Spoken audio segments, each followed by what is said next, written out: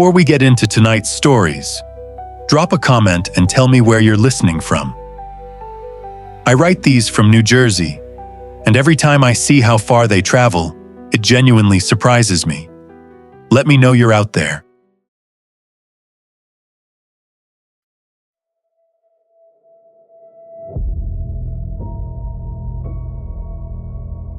I'd been playing pickleball for about 8 months when I decided I wanted to actually get better at it, rather than just show up and lose gracefully. My regular group was social more than competitive. We'd play for 90 minutes and spend half that time talking, catching up on each other's weeks, debating where to go for coffee afterward. I liked them, but I'd hit a ceiling I couldn't break through on my own, and the casual format wasn't going to fix my backhand, my kitchen game, or the habit I had of popping the ball up every time I was under any pressure at all. A friend suggested a private lesson. She'd done one earlier in the year and said it had changed her game completely.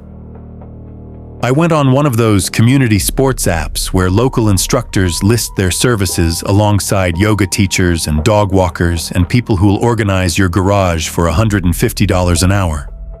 I found a guy named Brandon who had good reviews, reasonable rates, and a profile photo that looked like someone's normal dad. Polo shirt, outdoor setting, easy smile. His reviews said he was patient and detail-oriented. One person wrote that he'd fixed a serve issue in a single session that they'd been struggling with for a year. I messaged him on a Tuesday evening. He responded within the hour. We went back and forth a few times about scheduling. I suggested my regular facility, an outdoor complex about 10 minutes from my house with 6 courts and card access entry. He said he knew it well. We settled on Friday at 7 in the morning, before my regular group would arrive, so I'd have the court to myself. Friday was cold and clear. I got there at 5 to 7, swiped my fob at the gate, and Brandon was already on court 3, bouncing a few balls off the back wall. He was maybe 40, compact, wearing a dark fleece and clean court shoes. He looked up when he heard the gate and smiled. He stuck out his hand and said my name before I introduced myself. I registered it for half a second, then immediately gave myself a reason. Of course he knew my name. I'd given it to him through the app. The lesson itself was genuinely good. He was the kind of coach who identified your worst habit within 10 minutes and then found 4 different ways to fix it without making you feel stupid. Patient, specific, unhurried. He'd stop me mid-rally to adjust my grip or reposition my feet, and the corrections would be so small and so precise that I'd feel the difference immediately. By 7:30, I was hitting third shot drops I'd never successfully executed before. I was already thinking about booking a second session. We took a water break around 7:45. The facility was starting to fill up. A couple on court 1. A group warming up on court 5. Brandon asked how long I'd been coming there. I told him about 8 months, that it was the first facility I'd tried, and I'd just stayed. He nodded. Then he said, "You're usually on court 2, right? The one closest to the back fence." I remember the pause before answering. Short, maybe a second. I told him yes. My group usually set up there because it got better shade during the summer, and the trees blocked some of the wind. "Good court," he said. "Good morning light, too." I agreed, and we went back to the lesson. A few minutes later, he fed me a series of balls toward my backhand and stopped me halfway through the drill. "You're doing that thing again." "What thing?" "The little hop before contact." I laughed. "I always do that." "Yeah," he said casually, "especially when Rick speeds the game up." I froze. Who's Rick? For the first time all morning, Brandon looked briefly confused. The guy with the gray visor, tall, plays with you most mornings. I stared at him. Rick did play with us most mornings, but I'd never mentioned him, not once. I told myself Brandon probably knew lots of people at the facility. Maybe he'd coached Rick before. Maybe he'd seen him around. Still, for the rest of the lesson, I couldn't stop wondering how he knew who Rick was. The lesson ended around 8:30. We shook hands. He told me to keep working on my footwork. Then he walked toward the parking lot. I drove home. The whole thing should have ended there. Instead, I found myself replaying those two comments over and over during the drive. You're usually on court, too. Especially when Rick speeds the game up. Neither one was alarming by itself. Together, they bothered me. I'd never told him where I played. I'd never told him who I played with. By the time I got home, I'd almost convinced myself I was overthinking it. I showered, made breakfast, and opened the app to leave him a review and schedule another lesson. His profile wasn't there. Not hidden. Not inactive. Gone. I searched his name multiple times. Nothing. The message thread was gone too. At first I thought it was a bug. Then I checked my email. No booking confirmation, no appointment reminder, nothing. I called the facility. I asked whether they had a Brandon listed among their approved instructors. The woman who answered checked and came back a minute later. They had 2 approved coaches. Neither was named Brandon. I described him. She didn't recognize the description. Then I asked about Court 3. She looked up the reservation. Court 3 had been booked under my name. Just my name. No instructor attached. I had reserved the court. He had simply shown up on it. For about 3 weeks, I tried convincing myself I'd overreacted. The more I thought about it, the more ridiculous it sounded. A coach knew what court I played on. So what? Maybe he'd seen me before. Maybe he'd been there dozens of times. Maybe I was creating a mystery where none existed. Then one Tuesday morning, I arrived early and sat in my car, checking messages before heading inside. A dark SUV was parked near the far end of the lot. I noticed it because there were only 3 vehicles there. When I looked up a few minutes later, it was still there. Nobody got out. Nobody got in. Eventually, I went inside and forgot about it. The next Friday, I saw the same SUV again. Different parking space, same tinted windows, same early hour. I never saw who was driving it. Maybe it wasn't connected. Realistically, it probably wasn't. But after that, I found myself scanning the parking lot every time I arrived. Checking mirrors, looking over my shoulder between games, watching cars more than the court. That's when I started thinking about another facility. A month later, I switched completely. Different complex. Different part of town. Different schedule.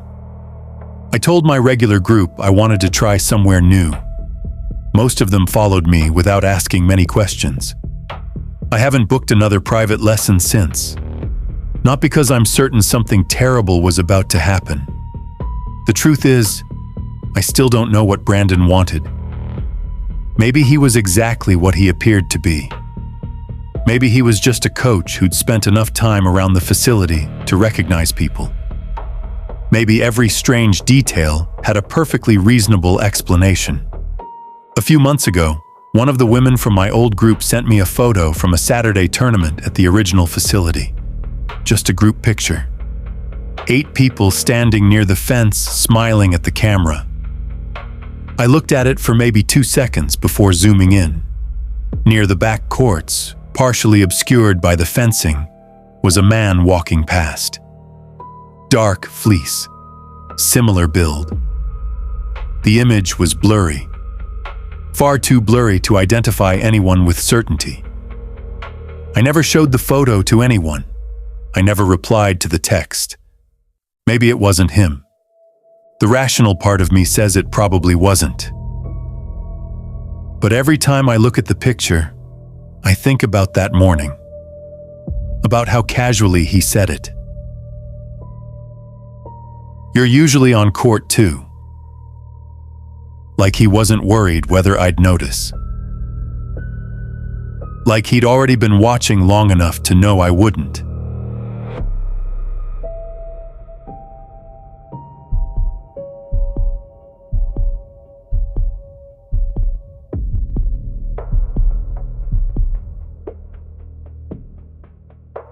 Friday night open play became a habit faster than I expected. I started going in October. My therapist had suggested adding something social to my routine that didn't involve a screen, and a coworker mentioned the indoor facility near the office that ran open sessions every Friday from 6 to 9. I wasn't a strong player. Still am not really. But the format was forgiving. You showed up, put your paddle in the queue on the wall rack, waited for a court to open, and played with whoever happened to be there. Different combinations of people every week, low stakes, nobody keeping score in any way that mattered. By my third week, I'd started to recognize the regulars. There was a retired couple who came together and played on the same court and never rotated out, which was technically against the format, but nobody said anything. There was a guy in his 20s who was obviously too good for the room and seemed aware of it. And there was a woman I started noticing somewhere around that third or fourth visit. Mid-30s, athletic build, always wearing the same green headband. She was a strong player, better than most of the Friday night crowd, and she had a composure on the court that I associated with someone who'd played competitive sports at some point and still carried it in her body. She was also friendly in a way that was easy to be around, warm without being demanding, quick to laugh at herself when she missed, which made you feel better about missing yourself. The thing about open play rotation is that it's supposed to be random. Paddles go in the queue, courts open up, combinations shift throughout the evening. After maybe 3 or 4 more Fridays, I started noticing that this woman and I were ending up on the same court more than the rotation seemed to account for. Once or twice meant nothing. 3 weeks in a row started to feel like something, and I found myself noticing when she was in my peripheral vision and when she wasn't. She started talking to me more. Not aggressively, just the way people do when they keep running into each other in a context like that, where conversation is natural and expected. She asked what I did for work. She asked if I lived nearby. She remembered specific things I'd mentioned from the previous week and worked them into conversation, which I took as attentiveness and which, in retrospect, I think about differently. I'll call her Diane because I never actually learned her real name. She told me at some point, in the way you exchange names across a court during rotation, but it didn't stick. Diane is close to what she felt like. The first time I saw her outside the facility, I didn't think much of it. I was at my regular gym on a Wednesday morning, different building about 2 miles away, and she was on a treadmill in the cardio section. She spotted me before I spotted her and gave a wave. I waved back. People overlap in their routines all the time, especially in the same part of the same city. It made sense. The second time was in the parking lot of a grocery store on a Saturday. She was getting into her car 1 row over, and she called out to me, my full name, first and last, across the lot. I waved. I walked to my car and sat in it for a moment before starting the engine. I couldn't remember telling her my last name. I was fairly certain I hadn't. I turned it over in my head and kept arriving at the same place. I hadn't told her, which meant she'd found it some other way. I went back the following Friday and didn't mention it. I watched the rotation more carefully. She adjusted when I adjusted. Not obviously, not in a way anyone else would have noticed, but she moved through the queue in a way that kept us on the same court. When I switched sides, she found a reason to switch. When I rotated out, she rotated out at the same time and rotated back in at the same time. I watched it happen, and I kept thinking I was imagining it, that I was constructing a pattern out of coincidence because I was already primed to see one. The third time I saw her outside the facility was a Tuesday evening downtown. Not near the gym, not near the grocery store, outside my office building, across the street. She was standing on the opposite sidewalk looking at her phone. I watched for maybe 30 seconds. Nobody approached her. She didn't enter a building. She didn't seem to be waiting for anyone. Then she glanced up. Not at the office. At me. Directly at me. Just for a second. Then she looked back down at her phone. I told myself it didn't mean anything. People look up. People make eye contact. But something about how quickly she'd found me in the crowd made my stomach tighten. She didn't look up, or she appeared not to look up. I stood near the building entrance for a moment watching her. She didn't move in the direction of anyone, didn't meet anyone, didn't go into any of the shops along that block. I walked to my parking garage without crossing the street, and I didn't look back. That Friday, I went in telling myself I was going to pay attention differently. I arrived at the usual time, maybe 6:15, and pushed through the front door. The row of chairs along the entrance wall, the ones people used while waiting for a court or changing their shoes, had a few people in them. Diane was in the chair closest to the door, the one that faced the entrance directly, the one that would give you a clear view of anyone walking in. When I came through, she looked up at exactly the right moment, like she'd been watching the door rather than whatever was in her hands, and she smiled and said, "I was wondering when you'd get here." Not hello, not hey, good to see you, not the ordinary greeting between two people who keep running into each other at the same weekly event. I was wondering when you'd get here. I smiled back. I signed in at the desk. I played for about 40 minutes, deliberately less than usual, and when I said I had an early morning and gathered my things, she stood up from the bench where she'd been sitting after her last game and walked with me toward the exit. We said the normal things in the parking lot. Good game, see you next week, and I got in my car.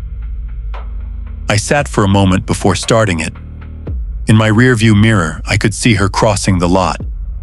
She got into a car 4 spaces behind mine. She closed the door and didn't move. No dome light, no engine, just a dark shape behind the windshield. I watched her sit there without starting it. I put mine in reverse and pulled out slowly, watching. I looked over one last time. The glow from her dashboard lit one side of her face.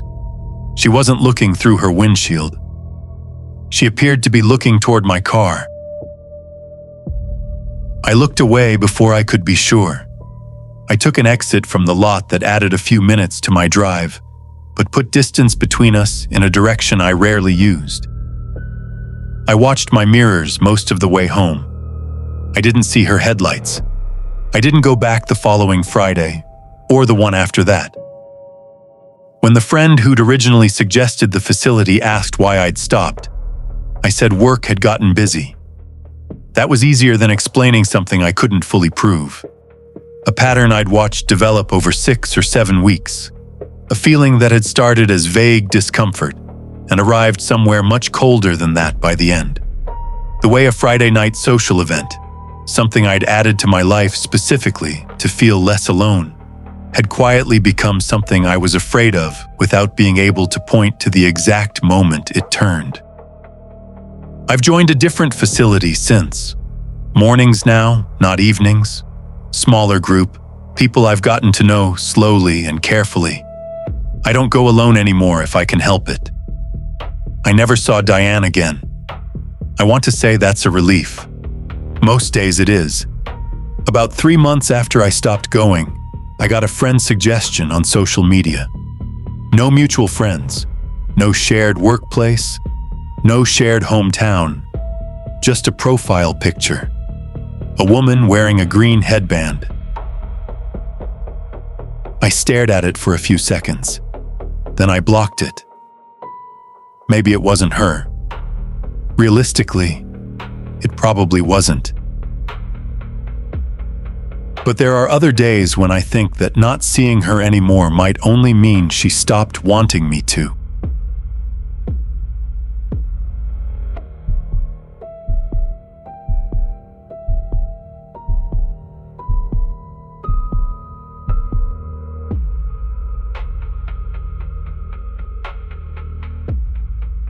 It was a Sunday afternoon session that ran long.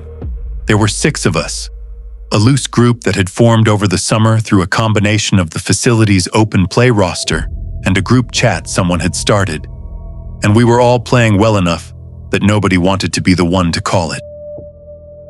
We kept saying one more game, until it was nearly 5 o'clock, and the light was going flat and gray the way it does in early November, when the afternoon just quietly gives up. Kelsey and I were the last 2 with gear to pack away. We'd borrowed a portable net from the facility's equipment bin at the start of the session, and it needed to go back, which should have taken 5 minutes but ended up taking longer because one of the locking joints in the frame had stiffened up and we couldn't get it to fold down correctly. We both crouched over it, taking turns trying to work the joint loose, trading theories about whether you had to press or pull or twist slightly while pressing. By the time we got it down and back in the bin and signed out of the equipment log, the rest of the group had been gone for 20 minutes at least. I walked Kelsey to her car. The lot had been reasonably full during the session, 8 or 9 vehicles, and it was nearly empty now. Her car was near the entrance. We said our goodbyes, she pulled out, and I watched her taillights reach the road before I turned and walked across the lot to mine. It was parked along the far side, which was my habit at this facility. Fewer door dings, or so I'd always told myself. There was one other car remaining in the lot. A dark green SUV I didn't recognize, parked directly next to mine on the driver's side. Close. Not touching, but close enough that I noticed it immediately. Close enough that there would be maybe 8 or 10 inches between us if I tried to open my door. The lot was otherwise empty. There were easily 30 open spaces in every direction. I stopped and looked at the SUV. No one in it. I could see through the driver's window. Empty front seats, empty back seat, nothing on the dash. No jacket thrown over a headrest. No bag in the footwell. Nothing that suggested anyone had recently been in it or was about to return. I looked around the lot. The courts were empty. The equipment shed door was closed. The street beyond the entrance was quiet. No pedestrians. Nobody cutting through. I tried my driver's door. I opened it maybe 8 inches before it would have contacted the SUV's passenger side. Not enough to get in. I stood there for a second, genuinely debating whether to wait or to squeeze in from the other side. And then the lot being as empty and as quiet as it was made me decide not to stand in it any longer than I needed to. I walked around to the passenger side, unlocked the door, tossed my bag across onto the back seat, and climbed in through the passenger side. It's awkward in court shoes. You have to get your right leg in, shift your weight across the center console, find somewhere to put your left hand. I was focused on not catching my knee on the gear shift. I got myself over and into the seat, pulled the passenger door shut, and looked up through the windshield. The light was low enough that I almost missed it. Almost. There was a handprint on the inside of the windshield. On the driver's side. My side. 4 fingers and a palm pressed flat against the glass, high up, slightly left of center. Distinct enough that when the angle of the late afternoon light caught it right, I could see the individual ridge lines, the kind of print you leave when your hand makes full, deliberate contact with a surface, not the vague smear of reaching across to clear condensation. A handprint. Someone had pressed their hand against the inside of my windshield from my seat. I sat completely still for a moment. My first thought was that it was mine. Old, from weeks ago, something I'd never noticed before. I kept trying to place it that way. But I'm not someone who touches my own windshield, and there was something about the moisture on the outside of the glass, the way the cold was fogging it slightly from the surface in, that made the print on the inside look very recent. The glass around the edges of the print wasn't fogging the same way the rest of the windshield was. The heat from a hand, not long ago.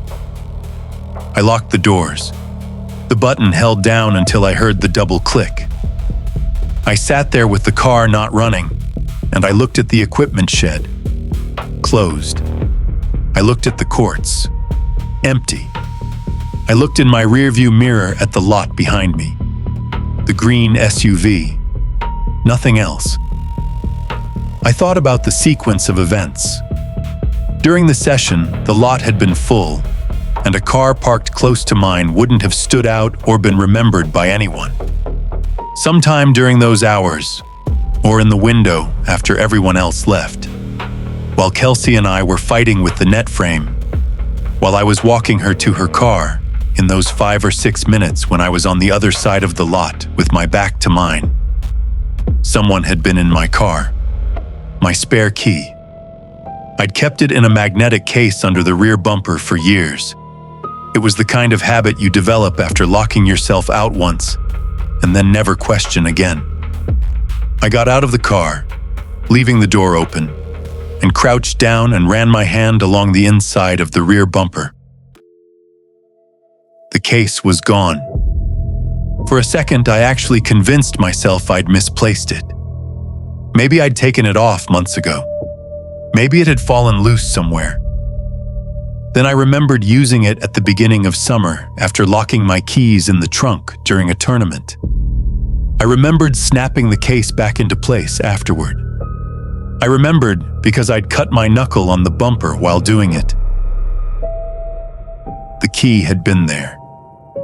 I stood up and looked at the lot around me, still empty, still quiet. The wind had picked up slightly, and I could hear it moving through the trees along the back fence. I got back in the car, locked it again, and sat there for what was probably 2 minutes, but felt longer. Then I started the car and drove to the exit and turned onto the road without looking back. I called the non-emergency police line when I got home. An officer came out that evening, looked at the car, took photographs of the handprint before I cleaned it, and filed a report. He was thorough and he was kind, and he told me honestly that without footage, there wasn't a lot to work with. The facility has since installed 2 cameras covering the parking lot. I was part of that conversation, and I'm glad it happened, even if it's too late for what it would have shown me. The thing I keep returning to is the key. That hiding spot was years old. I'd used it maybe a handful of times in all the years I'd had it, always quickly, always without thinking anyone was watching. Either someone got lucky searching the car, which is its own unsettling thought, or they saw me use it at some point. Once. Without me noticing them noticing me. I don't know which of those is worse.